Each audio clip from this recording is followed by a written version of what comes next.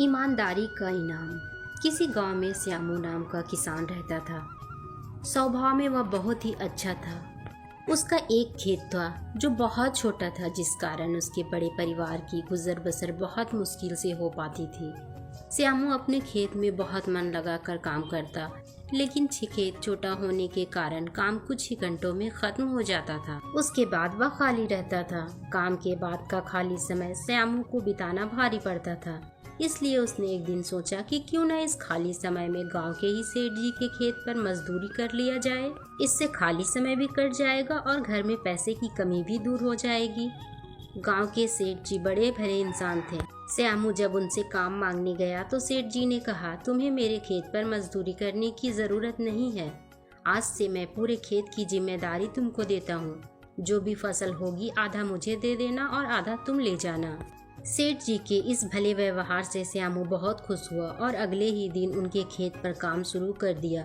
वह प्रतिदिन सुबह सबसे पहले अपने खेत का काम खत्म करता और फिर सेठ जी के खेत में काम करने चला जाता था। एक दिन दोपहर को जब श्यामू सेठ जी के खेत में हल चला रहा था, उसी वक्त उसका पैर किसी सख्त चीज से टकराया। जब उनसे मिट्टी हटाकर देखा, वहाँ मिट्टी पर बना एक छोटा मटका था जिसके ऊपर लाल कपड़ा बंधा हुआ। श्यामू पहले तो थोड़ा डर गया, लेकिन फिर भी उसने थोड़ा साहस करते हुए मटके पर बंधा कपड़ा हटाया। जैसे ही उसने मटके के अंदर देखा, उसके आश्चर्य का ठिकाना न रहा। उसमें सोने के कई आभूषण थे। श्यामू को अब समझ ही नहीं आ रहा था कि वह इन कीमती आभूषणों का क्या करे।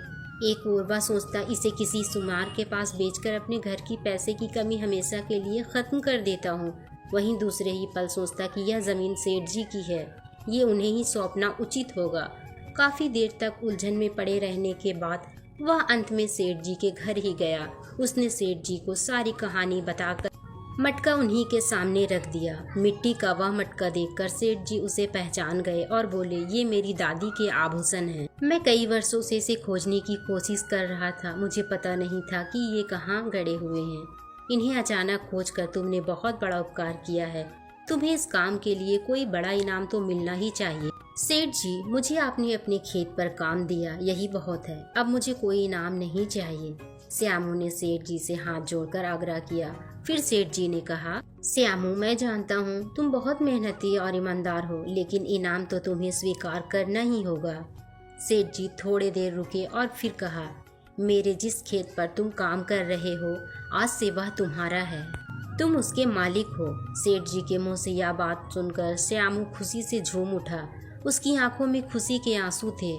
वह मन ही मन सोच रहा था कि यदि वह लालच में पड़कर अपनी ईमानदारी को भूल जाता तो उसे इतना बड़ा इनाम नहीं मिलता। सीख, ईमानदारी सबसे अच्छी नीति है। थोड़े से लालच के लिए किसी के साथ बेईमानी नहीं करनी चाहिए। ये ईमानदारी की कहानी अच्छी लगी हो तो चैनल को सब्सक्राइब कर लीजिए।